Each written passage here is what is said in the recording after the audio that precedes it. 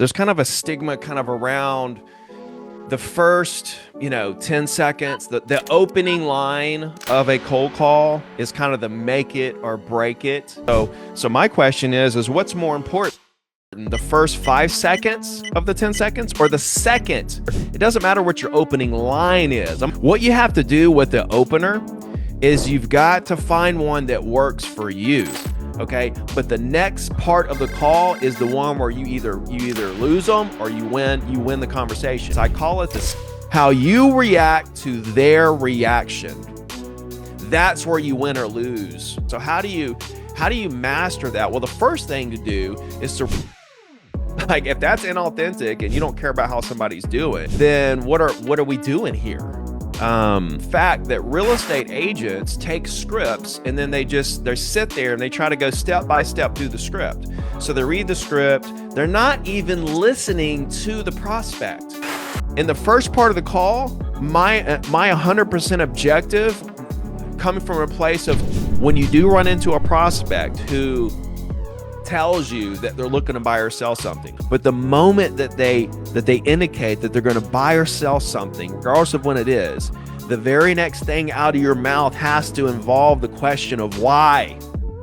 Just become that person that can actually communicate with people on a level that they realize that we are the real deal. Okay, guys, so let me just start it out like this. Okay, like, a lot of coaches, a lot of trainers, a lot of agents, a lot of top producers, and a lot of new agents, because they've been influenced by these top producers and so on and so forth. There's kind of a stigma kind of around the first 10 seconds. The opening line of a cold call is kind of the make it or break it. And a lot of people refer to that as the first 10 seconds of the call. And so I guess my question is what out of that 10 seconds, right? I kind of segregate that because a lot can be said in 10 seconds. So for me, I'm thinking, okay, well, in 10 seconds, there's actually probably a back and forth within 10 seconds. So my question is what's more important, the first 5 seconds of the 10 seconds or the second 5 seconds of the 10 seconds? Is that not a good question? And I think it is a great question. I think it's something to dive deeper into. When I think about, scripting, the first thing I think about is the fact that real estate agents take scripts and then they sit there and they try to go step by step through the script. So they read the script. They're not even listening to the prospect. They're honestly, like, because I sit and listen to agents make calls and I hear the conversations and I'm hearing the prospect saying so much without saying it. And it's so obvious, like, what directions that I could take these conversations in. And the agent just literally reads the next line on the script. And I'm like, man, that's a dropped opportunity, and like, here's like, during that call, they may still get the email and they may still connect with the prospect and stuff, and they may do future business and things may be. But what I want to do today is I want to try to open your eyes to the opportunities. So these missed opportunities. So I made 100,000 calls and I made $10 million as a real estate agent making 100,000 calls. I went through all the trial and error, and I've also coached a lot of agents, listened to a lot of calls. I understand that the different levels. I understand the different markets. I understand the different confidence levels, and I understand the entire. I see the big picture of this. And when I take a step back from my career and take a look at it, I think, how can I articulate that? How can I bottle this up? Like, what I did, because you guys have seen me make calls. You've seen me make calls, and when you watch that, you think, man, this seems easy. The way he's doing this, it just, like, people are nice and like he gets deals done, and like everything seems like, really, why doesn't that not work for me? And the thing is we're calling the same people. We're calling the exact same prospects. The difference is the same difference as if we're riding in a car, the same car, and and I notice the brown cars going by, and you notice the red cars going by. Well, we're on the same road in the same car.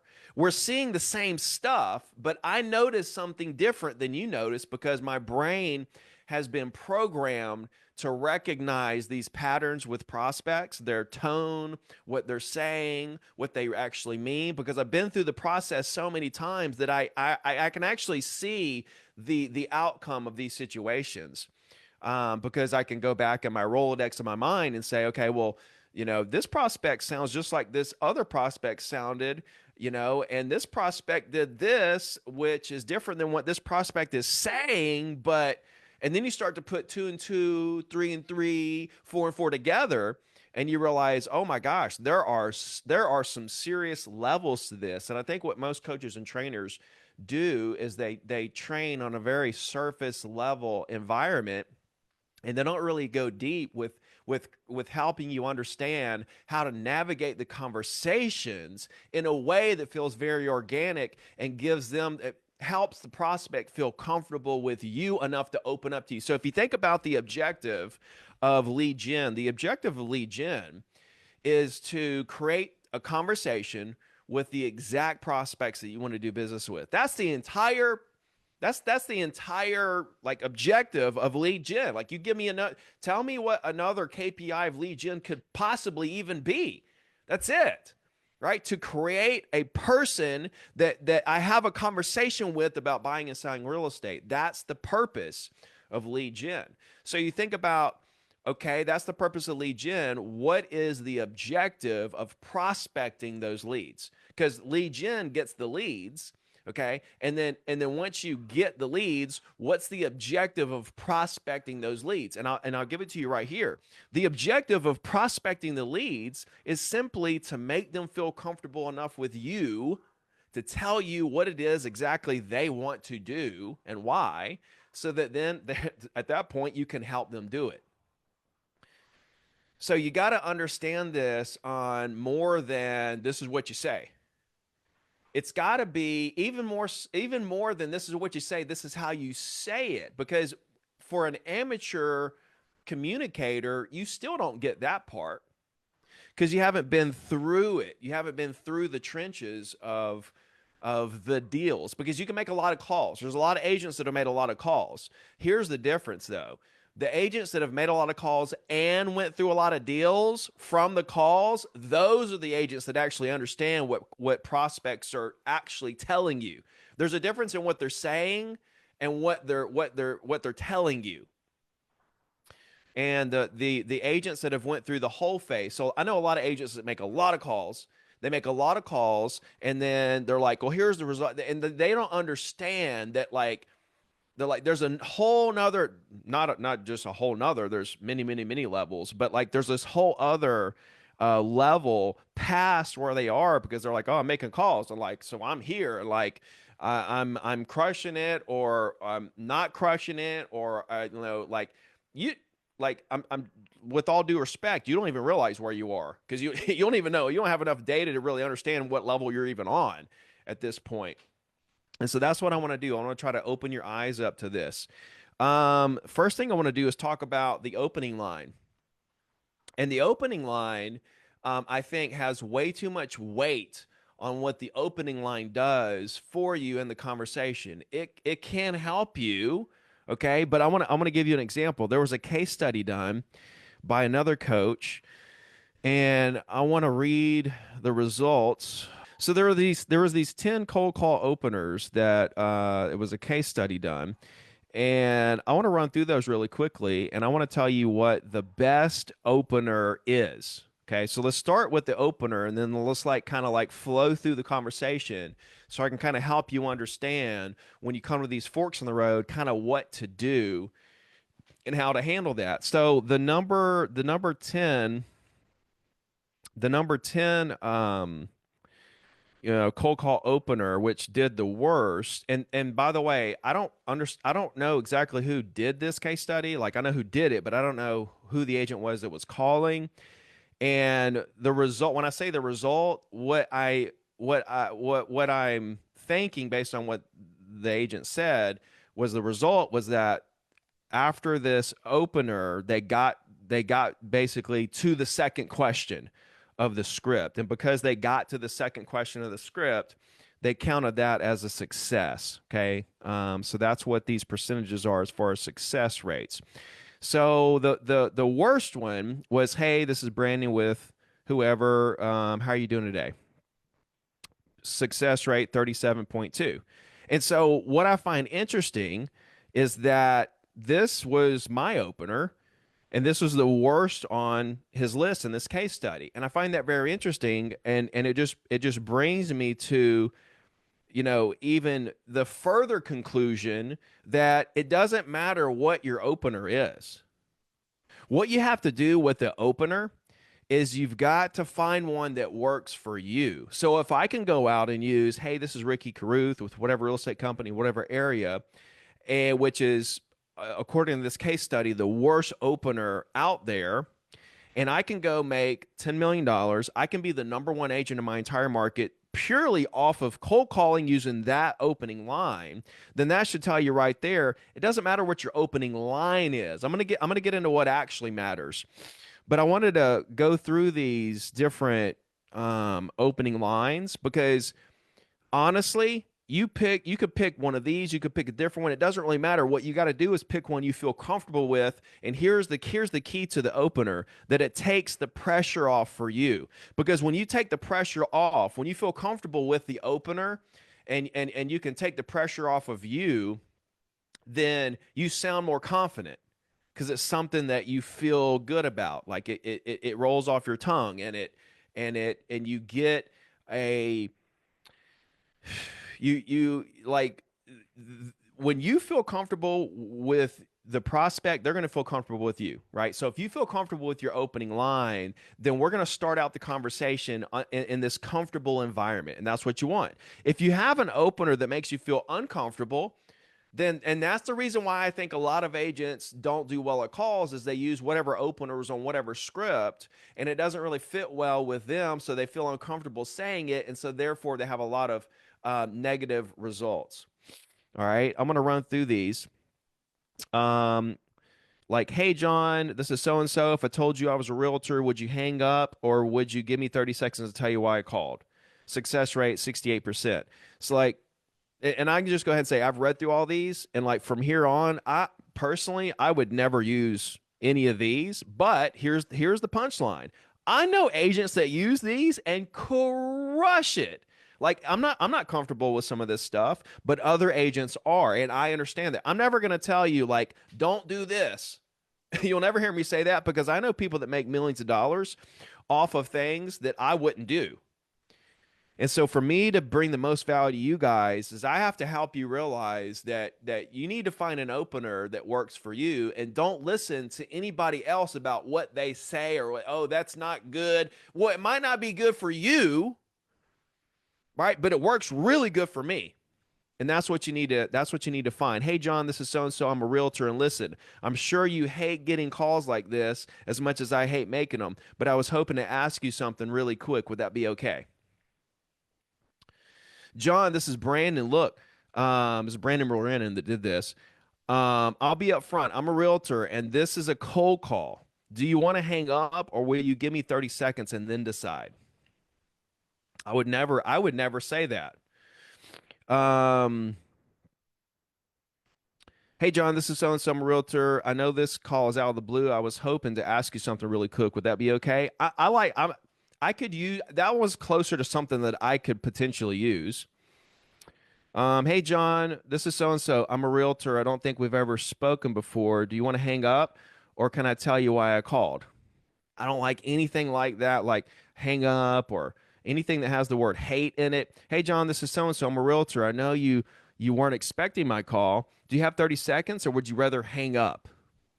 No, I don't want to say.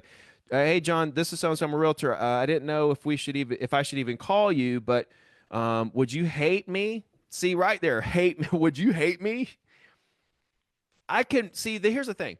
I can make any of these work. I could use any of these and absolutely crush it because I've made so many calls and I like I'm at that level where I can do this. When you talk about amateur callers, they can't take any of these and make it work the way that I could. You got to find what works for you. The ones I'm saying I might not that I wouldn't do, like they may be your like literal golden ticket. This is what I want you to understand. Um Hey John, this is so and so. I'm a realtor, and I didn't know if I should even call you, but would you hate me if I asked you something really quick? Hey John, this is so and so. I'm a realtor, and listen, before you hang up, I was hoping to ask you something really quick. Would that be okay? All right, that was number two. And number one was this one. John, this is so and so. Look, you're gonna hate me. You're gonna hate me. I'm a realtor. Do you want to hang up, or will you give me 30 seconds to tell you why I called? Okay. Um, so that was like the top 10 on the case study that he did. And and like the thing is like especially the number one there, talking about, um you're gonna hate me. You're gonna hate me, all right. Well, I'm thinking, let me get out of here. But so to me, like a lot of these are really, really bad. Just my style. Okay. Now I've got an agent and her line, Rachel Worrell, down in Panama City. I love her line and I actually would use this, and she uses it so well. And she says, "Hey, I don't know if I've got the right number or not, but I'm looking for the owner of so and so and so and so. Have I got the right number?" I love that. And she crushes it with that. And so it's not, I don't think I would ever use that. I like it. And then I heard her using it. So I was like, oh, I could use that one too. That would be something that I kind of use. I've kind of fell into mine, which is, hey, this is Ricky Carruth with whatever real estate company in whatever area. I like to say whatever area. I like to say where I'm at so they know that I'm not in Phoenix at a call center. I'm right here locally, right down the road from you. Like I'm a local person just like you walking around. You might see me at Walmart, or Publix or Costco or Starbucks, you know. And so I've kind of settled into that one, and it just works so well for me because I get the results. And so I found it interesting. I wanted to bring up this case study because the worst one was literally the one that works best for me, for my personality, for what my objectives are in the call to get to the desired outcome that I want, which is to help them buy and sell property, not only now, but for the rest of their lives. And so it's just food for thought. Okay. So the first thing you got to do is you got to figure out, okay, what is the best opener for me that makes me feel the highest level of comfort in this environment with this stranger. Okay. So that's step number one. Now I'm going to give you what I believe is the most important part of the call. It's not the opener. I could use any of these opening lines. You could use any of these opening lines. Okay. But the next part of the call is the one where you either lose them or you win the conversation. And that is this. And nobody really teaches this. I call it the second opener. And what it means is that whatever your opener is, to me it doesn't matter. Whatever it is what it is. And you're gonna and it doesn't matter what your opener is, you're gonna get so many different responses. You're gonna have, no matter what your opener is, I don't care what it is, you're gonna have people that are mad at you, which is very rare, by the way, because let me take a step back. Think about this. When you make calls, okay, the fact that they answer the call is a positive reaction. For me, when I'm thinking about making calls, I look at it as a filtration process, whereas people that are mean and stuff normally don't answer the phone. People that are in a bad mood normally aren't going to answer the phone. And so that's why very rarely do you run into these mean people. So I just want you to know, when you're making calls and somebody answers, chances are they're a pretty nice person. And one reason why They might be running away or try to get out. They didn't answer the phone hoping for a bad experience with you. When you find yourself in these situations where early in the call they're trying to get out of the situation, it's because you made them feel uncomfortable with your uncomfortableness. And I'll tell you where it happened. You got the first part of the call, and then you have the reaction to that opener. How you react to the reaction, right? This is something that needs to be focused on. This is something that needs to be written down and thought about very deeply. How you react to their reaction. That's where you win or lose the prospect. It's that second 5 seconds. So you open up, they react however they're going to react. And then how you respond to their reaction of your opener is where that's where they solidify, I got to get out of here, or I want to continue this conversation. Even if they were mad and you come back with the right attitude, the right tone, the right posture, the right speed of voice, you kind of say the right thing. Maybe you make them laugh. Maybe you do, who knows what you do right there, because literally it's infinite, the things that you can do right there. And it really depends on them. Um, because how they react. See, if you watch me make calls, I just open up with how you doing, and then I'm listening for how they're going to react to that, and then I react accordingly, and then from there I'm able to create a pace of the conversation. And that's what you want to do. You want to create the pace. And some people, like Dave here talks about mirror and matching people. I'm not okay. When you hear people talk about mirror and matching, yes, that is one strategy that could be used in some situations, but there are people that I don't want to match because their energy's so low. I'm trying to bring them up, at least meet them in the middle between where my energy is and where their energy is. I'm trying to meet them in the middle, speed the conversation up a little bit, get a little pep in our step. I don't necessarily want to mirror those people. So yes, that is good for some situations, but not all. So realize that's not like a blanket strategy, mirror and match. Okay.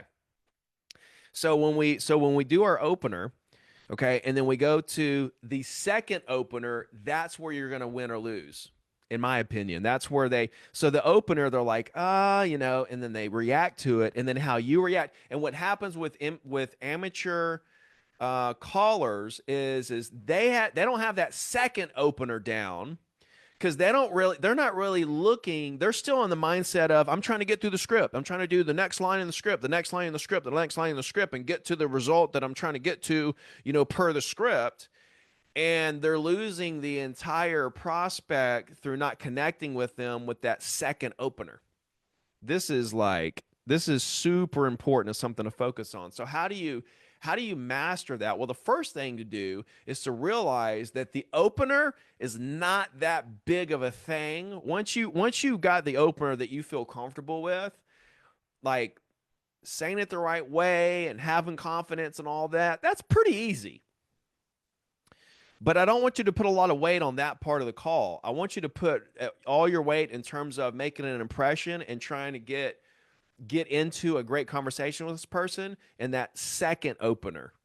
Okay. And the way you get better at it is realizing that second opener is more important than the first opener. And as you're making your calls, just start working on it, right? Start listening to how they react to the first line of the call. And then start working on your reaction to their response. And I bring it back to FE, family effect, right? Treating everybody just as if they're part of your family. I'm listening to them as intently as I would my mother or father. Like, this is how I got really good at making calls and closing and converting a lot of deals. I'm looking for that. I'm looking for that in the conversation where I can take this thing off the grid, off the script. I'm trying to go off script. And so agents are scared to get off script because then they're lost in the conversation. They don't know how to get back on track to the conversation. And And so they're scared to venture off. They hear him say something, but they're scared to kind of venture that way because then they're veering off from the script and they don't know how to come back to it and get to the desired place. Well, I'm telling you, you get back, it always comes back around to where you want to be. And it's good to veer off into these other side conversations about sports and weather and their kids and where they went to high school and how long they've lived in their house and what they do for a living and all these things that have nothing to do with the transaction. You're looking for these opportunities, right? And so going back to the opener, people say that the "how are you doing" opening line is inauthentic, and it's just totally false. Like, what's more inauthentic? Like saying, "Hey, I know you're going to hate me, but do you give me 30 seconds?" Eh, I find that I find that a little biased for whatever reason. I don't know, but like if you've got like I'm not biased towards any opener. They all work. You just have to figure out what works for you. But here's where I get sideways with it is if that's inauthentic. Well, I'm not inauthentic. Like literally, when I call people, my objective is to like understand the overall objective of prospecting to make your prospect feel comfortable enough with you to tell you what they want to do in terms of buying and selling real estate, why, so you can help them do it. But in the first part of the call, my 100% objective, coming from a place of total authenticity, is to understand how they're doing today. Like that's all I want to know, and it comes from a place of actually caring about how this person is doing.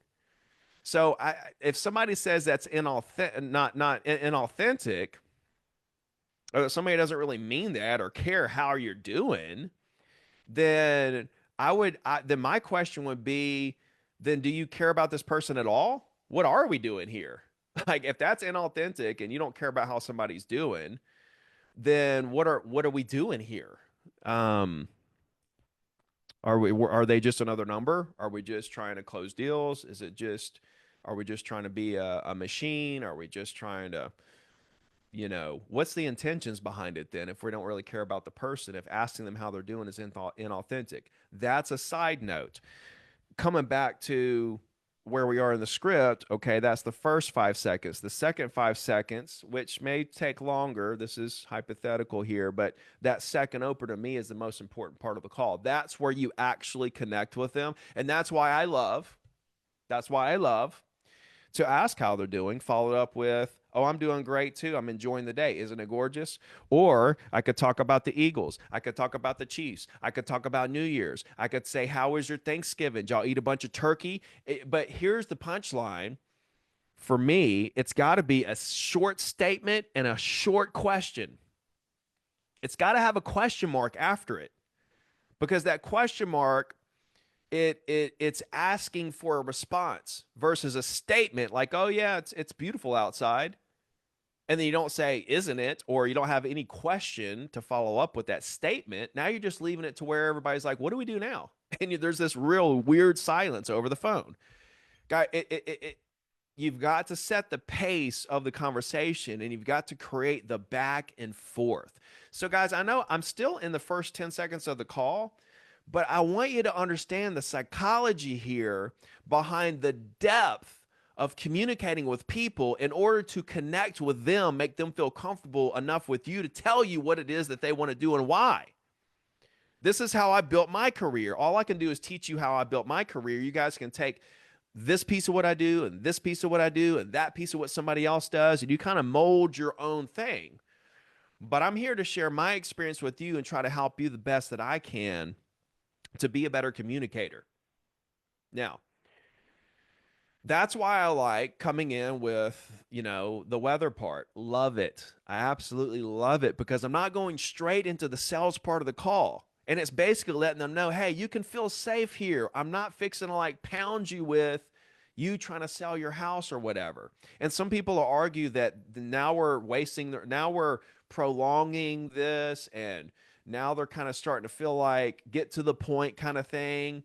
That's not true for everybody. For some people it will. You're not gonna, there's no blanket strategy on scripting and conversation that's just going to be the same for every single person. That's what most agents want. They want a cookie cutter. Here's how you talk to every single person, and this is what's going to happen at the end. But that's not how it's done.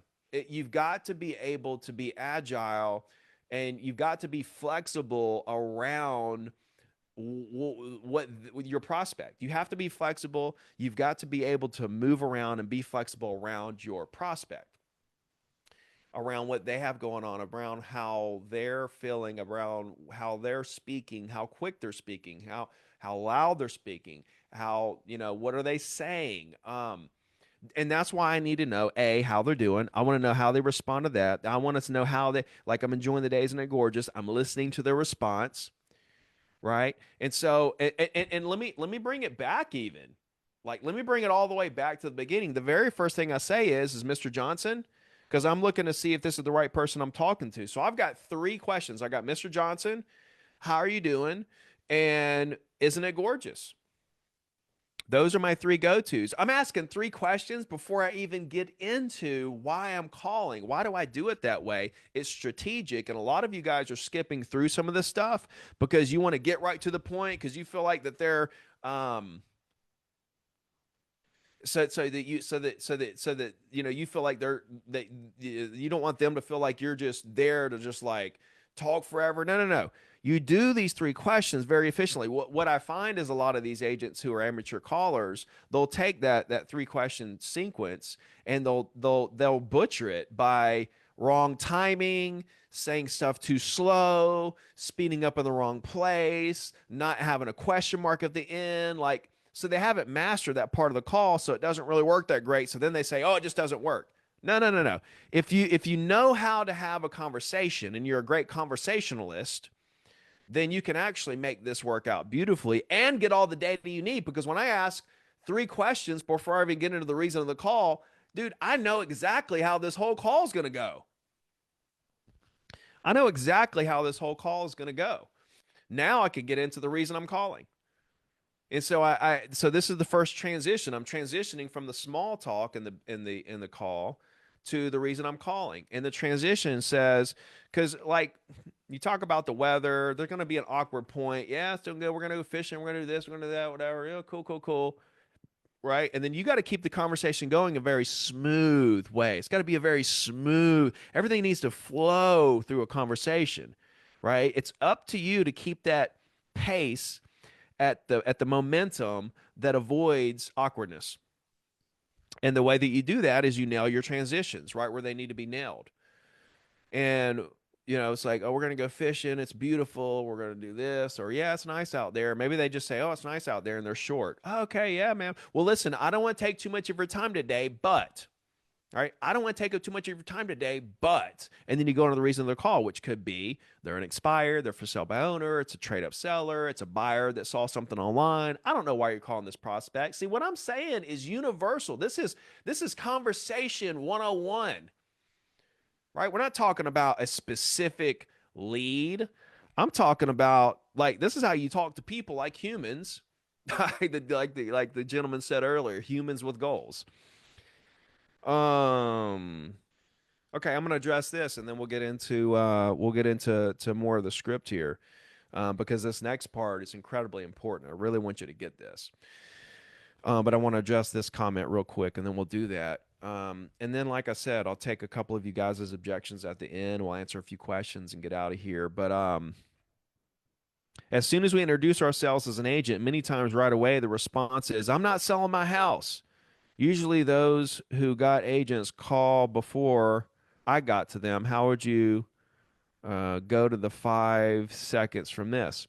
So it's probably an expired that you're talking about where they have like 15 agents calling, or maybe not. Maybe it's just somebody where a lot of agents have been calling or whatever the case may be. But like, let's see, did you say they screen? Like right away, the response is, "I'm not selling my house." And when I say good, because that's not why I'm calling today, ma'am. And it's literally not why I'm calling, right? Realize the objective of prospecting is to get them to open up to tell you exactly what it is they want to do and why, so you can help them do it. So if that's the objective of the call, then why would it bother me if they're telling me what they don't want to do? It's actually a good thing that they're telling me what they don't want to do because I can check that off my list. Okay, they don't want to do that. They don't want to do that. You're getting closer to what they do want to do. Great. That is good. Let me tell you, can I be honest with you, man? That is great news. Because I was fixing to tell you that if you were looking to sell your beautiful home, you'd be crazy.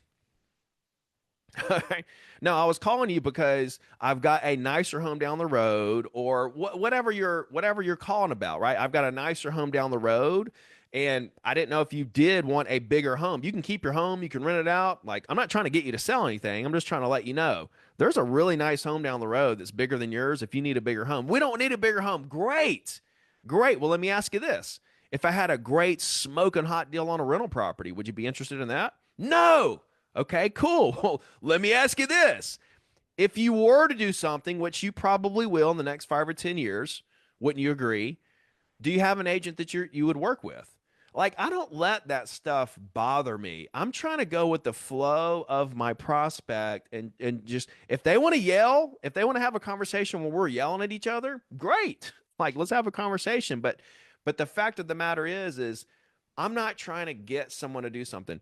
I want you guys to understand when I'm calling expireds, I'm not trying to get them to list their expired home. I'm not trying to get a for sale by owner to list their home with me. I'm not trying to get a buyer that was an online lead to buy the home they inquired about.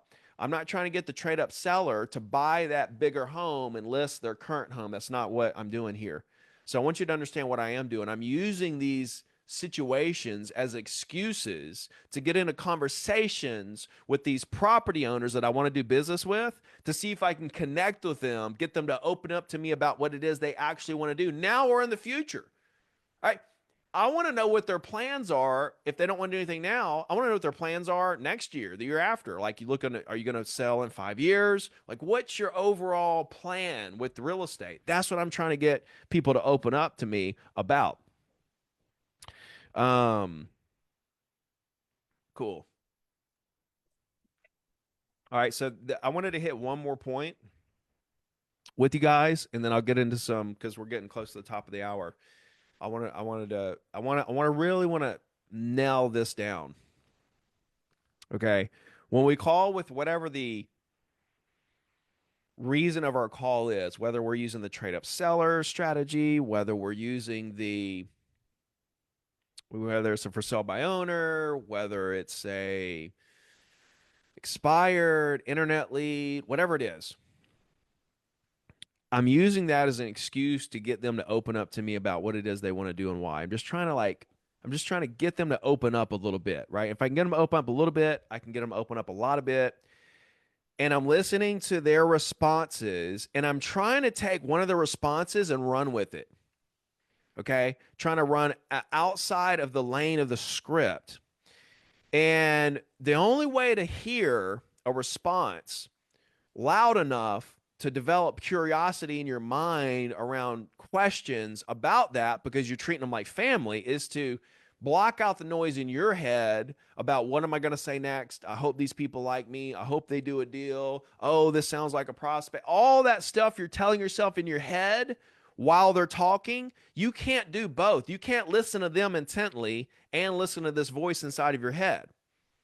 And so that's why you guys go from this step of the script to this step of the script to this step of the script, because that voice is blocking you out from being able to hear what they're actually telling you. And so then you can't take what they're telling you and run with it. And they're literally saying, like, I would do this without saying it.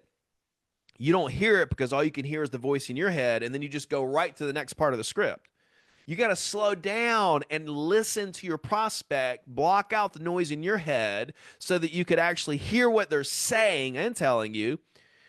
And if you hear what they're actually telling you, it will create curiosity around that situation. And now we can turn this into a 10, 15, 20-minute conversation that actually becomes productive versus pretending like we connected with somebody, get an email, put them on our email list. That's great and all. Like, I love that. Bravo. But what I want to see more of is connection. I want to see connection. I want to see deeper conversations, and I want to understand why these prospects are want what they want to do, why they want to do it. I want to understand this. Okay, so I said that part. Here's the next piece. When you do run into a prospect who tells you that they're looking to buy or sell something, it could be now, it could be 6 months, it could be 2 years, it could be 10 years. I don't care when they want to buy or sell something. But the moment that they indicate that they're going to buy or sell something, regardless of when it is, the very next thing out of your mouth has to involve the question of why. Like if they say, call me back in 6 months, I might sell then. Great. Well, cool, sir. Well, let me ask you, what's going on in your life in 6 months that's causing you to think that you might, quote unquote, sell in 6 months? And then you're going to find out, are they blowing smoke at you? Are they legit? Are they a legit prospect? You're going to understand this. Most agents are like, okay, I'll call you back in 6 months. Boop. No, no, no. I want to understand that they are a legit prospect with serious intentions because of this thing happening in their life. My daughter's graduating. We don't need the extra bedroom and we want to live on the water. Great. See, now I know that this is a serious situation. Now I'm going to dig deeper with that. Okay, great. Well, so that I can best serve you, first thing I need to know is your timeline. So are you wanting to close and be in your new home in 6 months, or do you want to start the process in 6 months? Right? When do you want to be in your new home? Because if you want to be in your new home in 6 months and have this deal done and your new home bought and you're in there in 6 months, that's a whole different process than if we're starting the process in 6 months. Because once you start the process, it's probably going to take you a good 4 to 6 months to do this deal where you sell this house and you buy the one you want on the water. So if you're looking to close in 6 months, we need to get started in the next 30 to 60 days. But if you're looking to start the process in 6 months and be in your new home 4 to 6 months from then that's fine. But I need to know this information. See, a lot of you are walking away from these conversations where there's just so much more that we need to know before we can even understand what the next steps in the process is, if this is helping you guys. Okay, so that's the first part is like, and again, I don't care if they say tomorrow, like if it's a buyer lead and they call me, it's a Zillow lead and they call and they say, hey, we've got to get in a house tomorrow. I need to go under contract today. Great. What's going on? Well, our lease is up and blah, blah, blah. Like I need to know all that stuff. I got to know it. I'm not just going to go start showing properties and writing contracts. I need to understand their situation. They want to sell in 10 years. Great. What's going on in your life in 10 years? Like, I need to know. Okay. So we immediately go into the discovery part of the call of in person, via text, DMs. I don't care what kind of communication it is. As soon as somebody indicates that they're looking to do something, I need to know why so that I can be a professional agent for them. Amateurs don't ask why. Professionals do.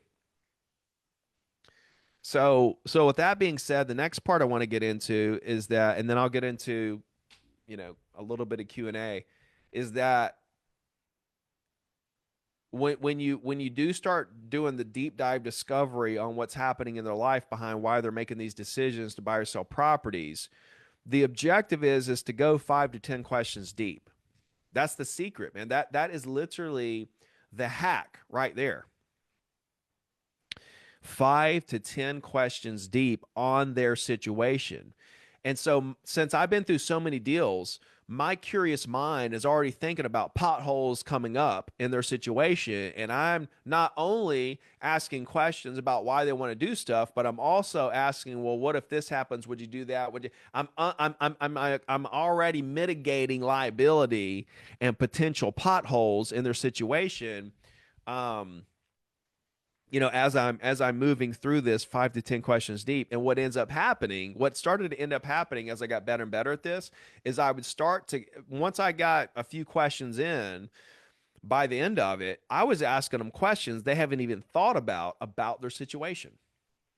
And now, like literally, I've opened their mind up about different possibilities. I know more about their situation than they did. Now we're both on the same page. Now I can put together an exact roadmap for a process to help them get where they want to be, the most efficient, smooth, possible path. And now they're sitting back saying, I got the very best agent I've ever seen. Look at what they just did. Now, I can get into the end of the call with asking for the email, with where to go when they say no, with all that stuff.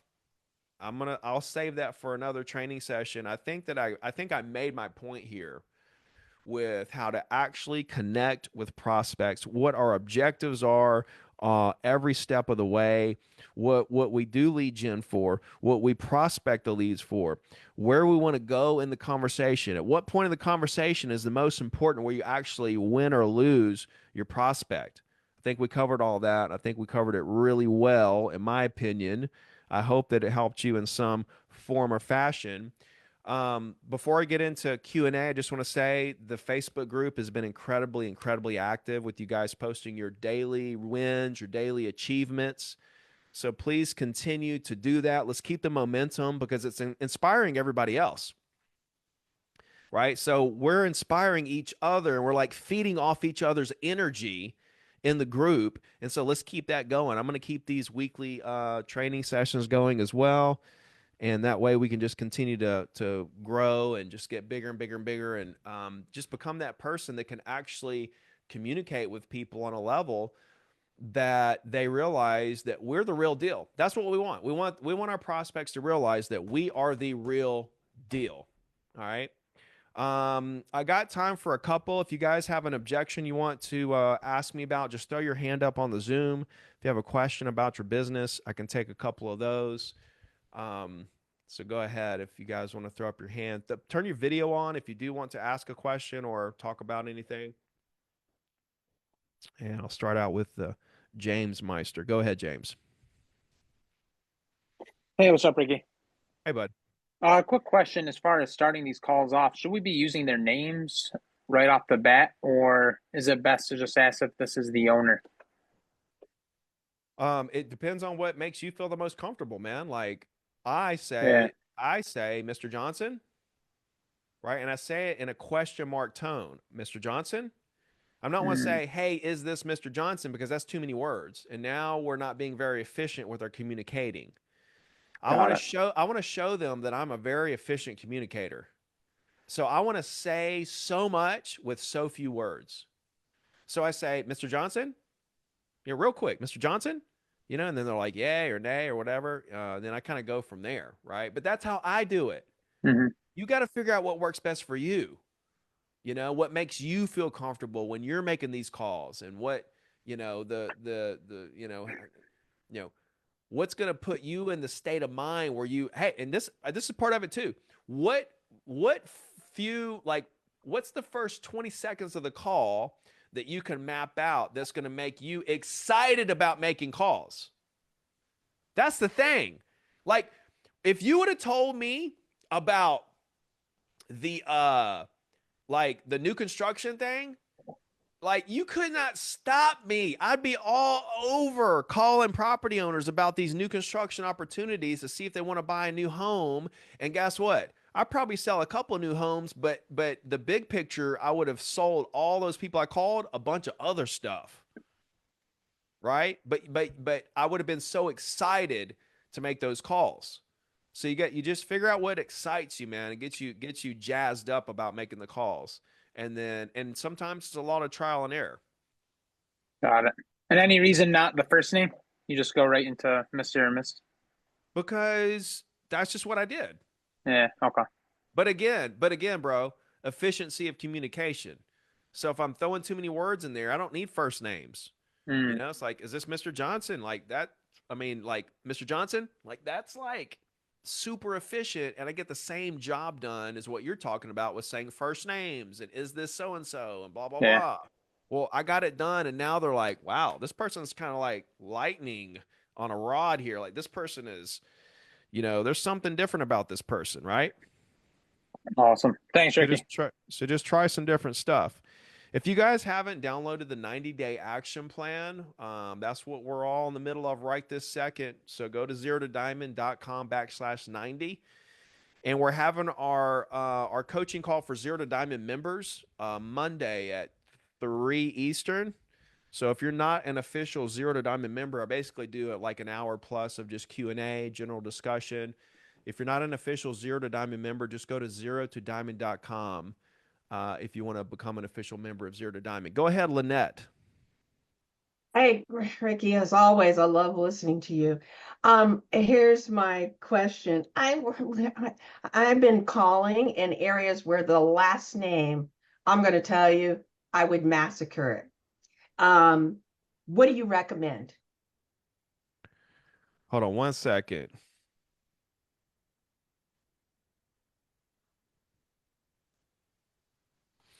Um, okay. So like you don't know how to do like if it's a last name you don't know. Okay, so here's how I handle those guys. So if it's a last name I am not comfortable with butchering or I don't want to like make them feel bad or awkward with not knowing how to pronounce a last name and or if it's an LLC and I don't even know who I don't even realize who I'm trying to talk to, I skip the Mr. Johnson part. As soon as they answer, I say, "Hey, this is Ricky Carruth over here at whatever real estate company, whatever area. How you doing today?" Great, me too. I'm enjoying the day. Isn't it gorgeous? Cool. Well, listen, I don't want to take too much of your time, but blah blah blah blah blah. And so what I do is I carry the conversation out as if I know 100% this is who I need to talk to. Okay. I'm gonna let them stop me at some point and tell they're gonna have to tell me that they're not the person I'm looking for or that's not their property or whatever the case may be. I'm gonna follow through with this because if it is the right person, then boom, I just did a very smooth conversation with this person and I didn't do any I didn't throw them off with anything weird. Now, Rachel, I like what she does. Hey, I don't know if I have the right number, but I'm looking for the owner of blah blah blah. I like that. So you got to figure out what works kind of best for you, but definitely don't skip the ones you can't pronounce. Definitely don't skip the LLCs. I went straight into that next part. Hey, as soon as I answered, hello, hey, this is Ricky Carruth over at whatever real estate company, and I just kind of went through it and assumed I'm talking to the right person. And then when I got to the reason of the call, normally that would normally get fleshed out. Like oh well, I don't know that property, or yeah, we're looking to sell, or I kind of know where we stand once I get to that point. But that's how I handled that. Okay. Yep, yep. Let's see. Is it Michelle? Yes. Good Hi, afternoon. Ricky. Hi.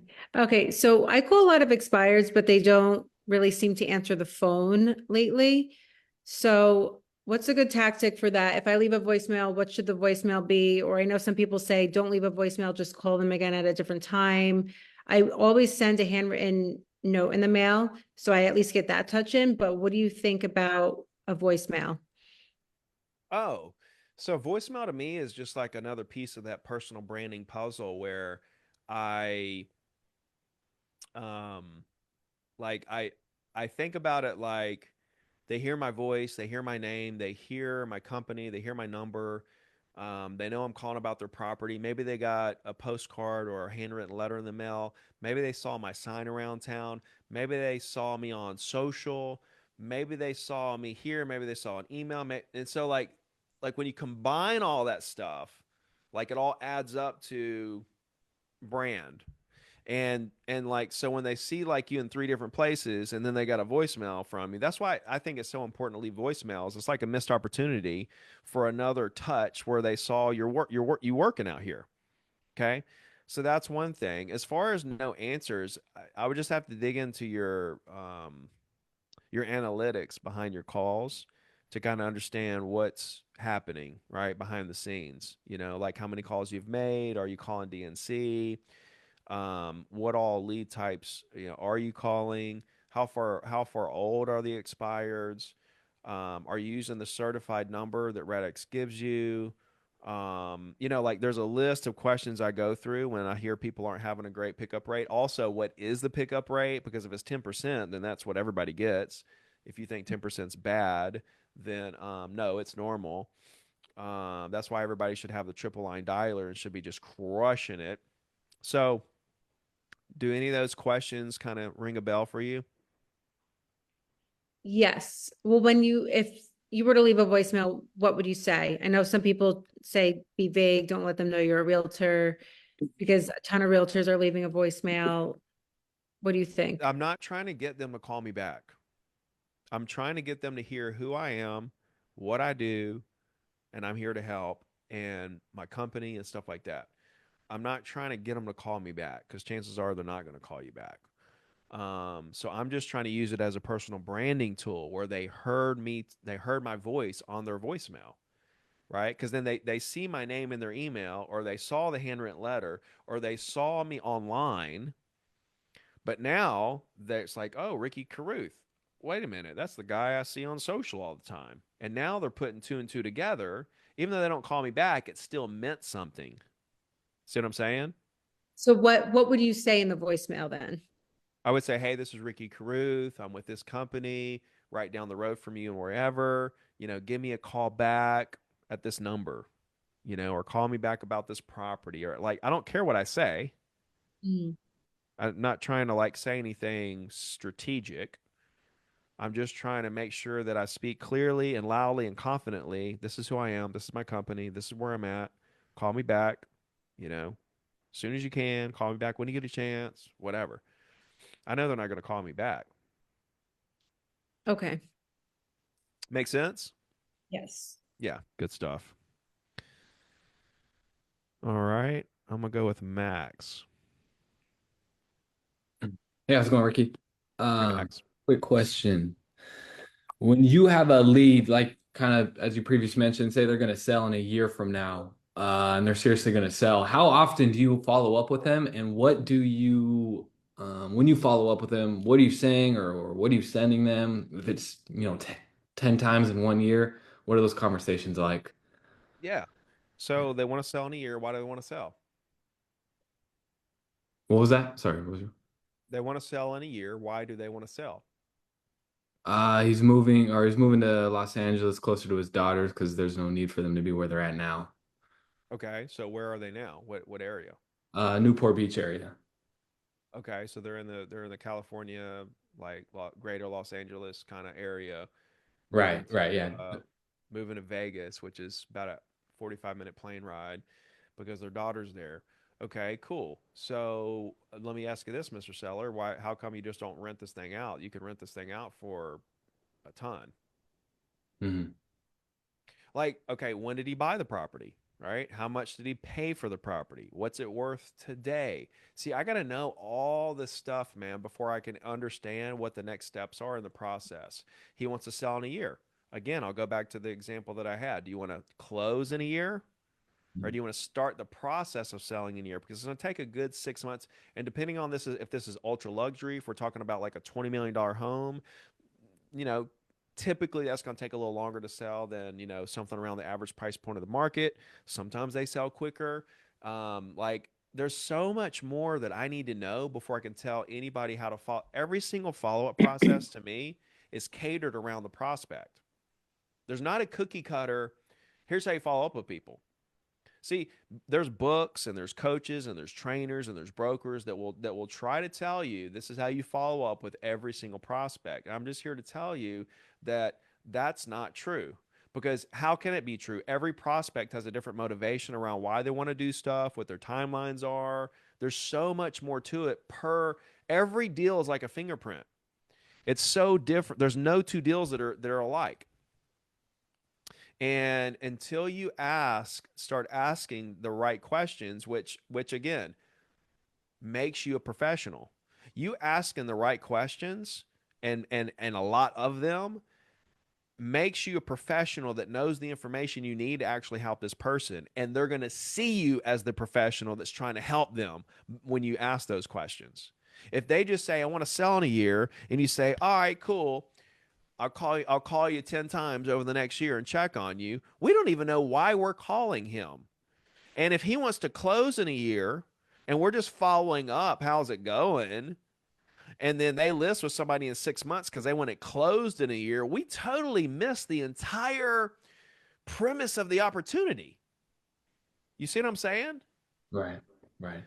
So I don't know how you're going to follow up that person of the year because again, I don't know when he wants to sell. Because like you saying he wants to sell in a year could mean a bunch of different things, right? And depending on why he wants to sell and what his motivation levels are, because like I would have went even deeper, okay? So you want to move over there with your daughter and you don't want two homes. So when are you moving over there with your daughter? Do you already have a house there?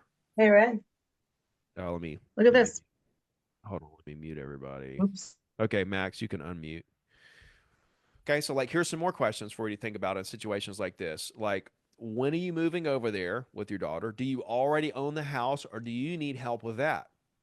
Right? There's an opportunity right there to help them buy the home in Las Vegas, even though you're not licensed there. You could refer to somebody, get a referral fee, and know they're in good hands and kind of working through your network. Maybe they already own the house. Well, we don't know. And then when they move over there, how long are they going to be in a tight? Are they going to be in a pinch to sell that thing quick? You know, because like they got two homes now. Like there's a lot of information I've got to know before I can really understand what the next steps are. I don't know if we're listing this thing in 3 months. I don't know if we're listing it in 9 months. I don't know if we're listing in a year. I don't really know.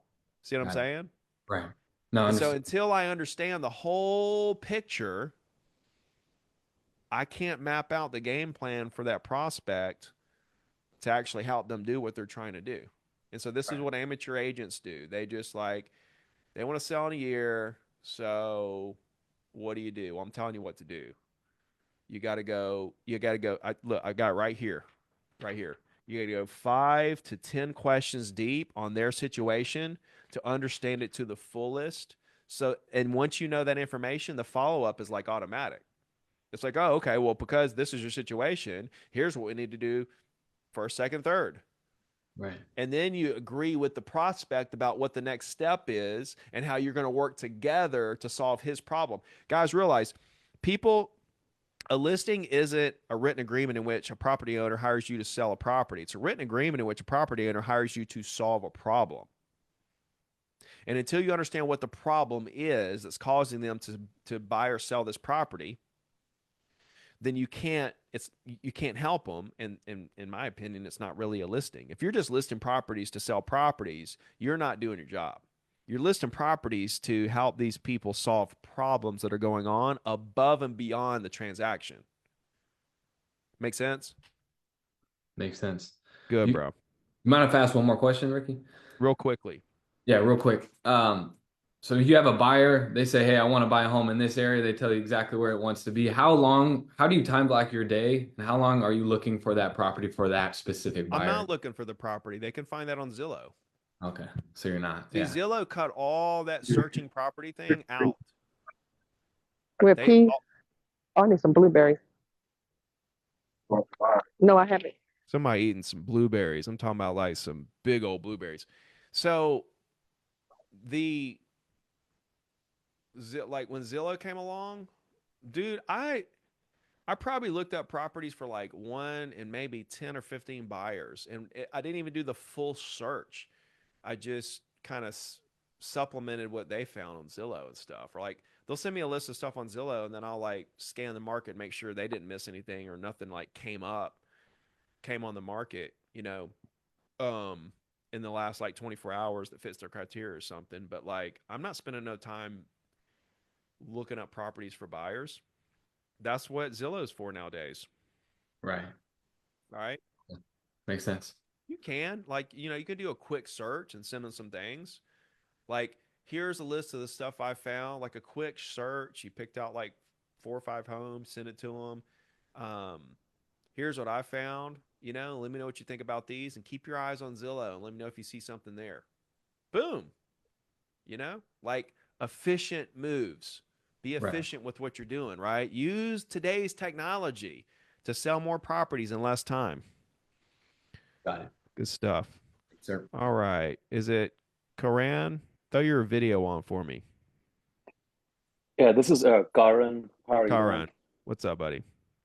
Yeah, so I usually work on older leads that I get from my team, and I don't think that's the best idea, but I would like to know what you would do with it.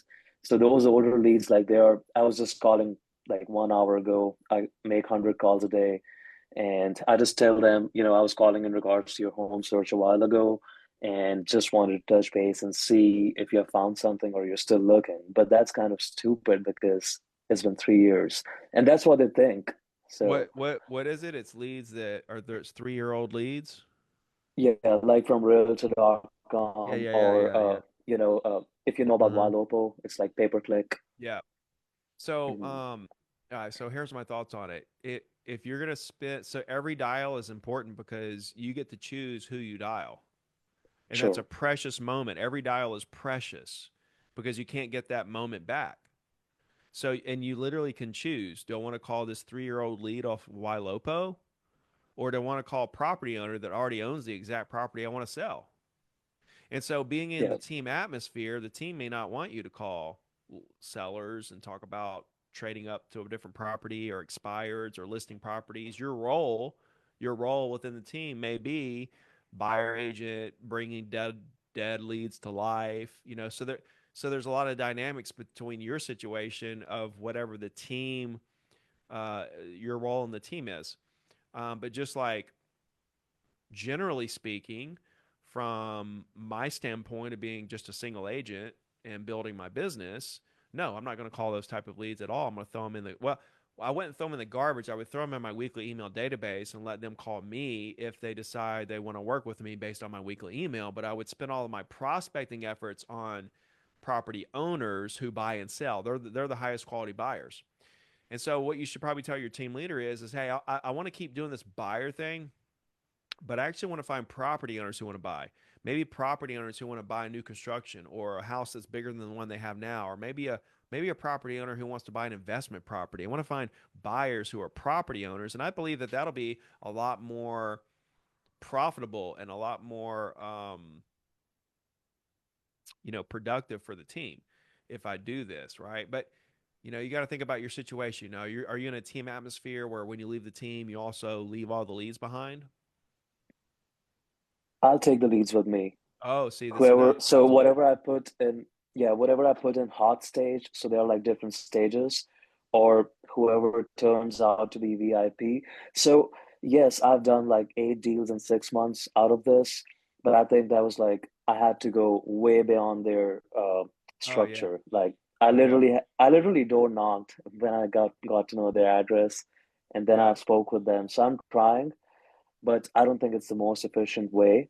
So my follow-up question is that so I'm a new agent, just 6 months in, and I don't have a lot of funds. I have just enough savings to, provide my family right now for next 6 months.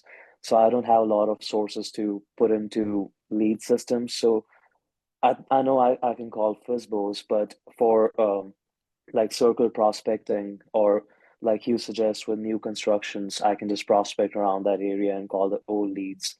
Um, what do I do with that? Like what's the most efficient and effective way to do that with What to do? spending mhm, What to just get leads for free? for free or for really low budget? Oh, well, you can look them up. You can look them up on Bigfoot.com, Spokio. You can look them up on Google. You can like Google these people, find them on Google. We used to find phone numbers on Google. We just Google the owner, and we find them there sometimes. You can take the expireds and look them up one by one. But it's just like Red X is so cheap. You literally like for like I don't know what it is like $60, like $100 or something. You can have 7,500 owners of your choice, That's right? for a With month.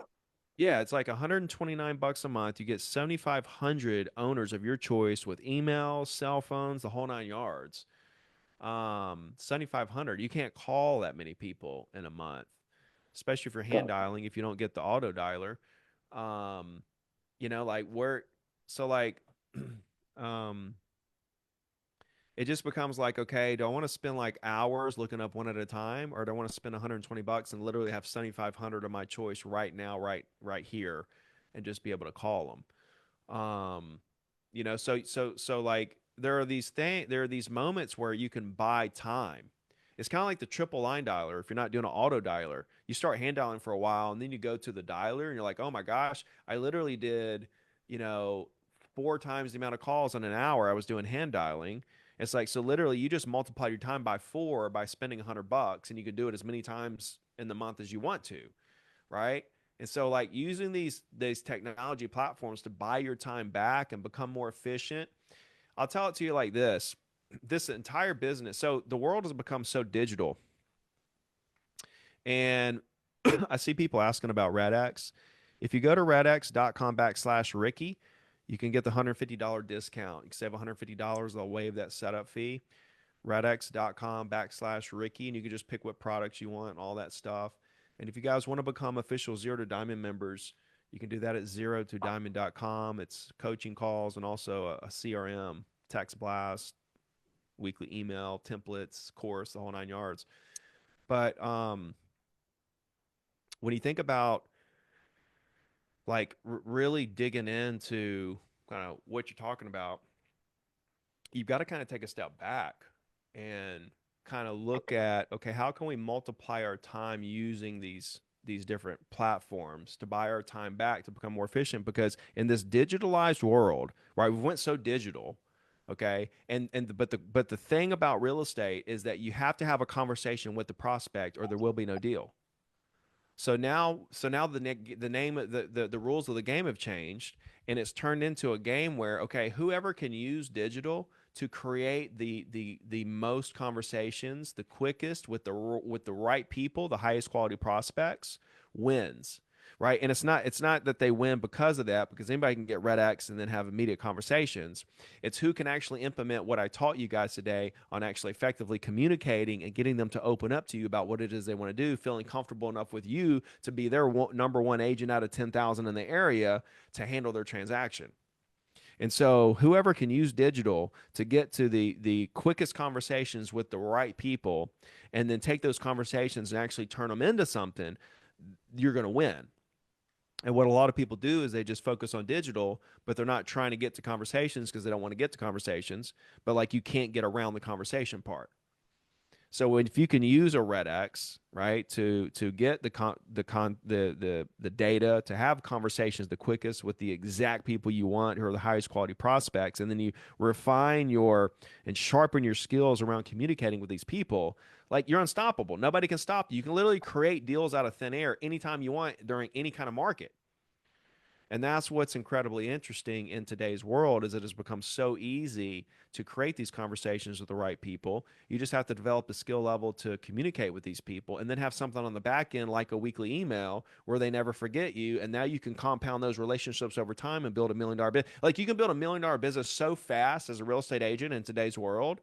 It's ridiculous. Like, I could not do this back in the day. That's why it took me so long to get to the $1 million.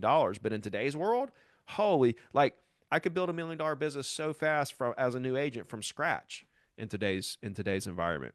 So anyway, good stuff, man. Appreciate you. All right, guys. Cool. Good session. Let me know in the chat if this helped you guys. I appreciate you. I'm home next week. Actually, Thursday, I'm at Listing Selling Secrets in Gulf Shores. A lot of you probably aren't coming to Gulf Shores to Listing Selling Secrets. It's an all-day workshop. I do it every quarter. So the next one will be in April. So I'd love to see you guys. We do 8 hours. You guys come to the gym with me in the mornings, and we do dinner afterwards. So we actually hang out all day. Lunch is included. It's on site there here in Gulf Shores. And then I'll be in Long Island at the end of February. I'll also be in Miami at the end of February doing events, and I'll be in Orlando. I'm speaking at the Legacy Summit in Orlando, March 13th.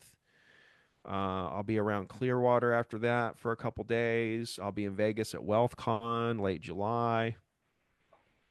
So looking forward to seeing some of you guys in person as well. All right, keep the momentum going in the Facebook group. Ricky, can I ask you a question? Really quickly. Thank you so much. I'm looking forward to see you in Long Island. Is this recorded? I came to the class late. Is it recorded? It is. We're live in the Facebook group right now. So if you go to the Facebook group, you can literally watch the replay, the whole thing. I'll also edit it and put a version of this on YouTube in the next couple weeks. But the full Zoom call is in the Facebook group for everybody to rewatch. Thank you very much. Yeah, my pleasure. All right, guys. Cool. So, like I said, keep the momentum going in the Facebook group. I want to see those wins rolling in, and I will. Maybe I'll put a poll on in the group about what you guys would like to, what you guys would like me to train you on next week. All right. The name of the Facebook group is Zero to Diamond Real Estate Agents. Okay, guys. Much love. Love you guys.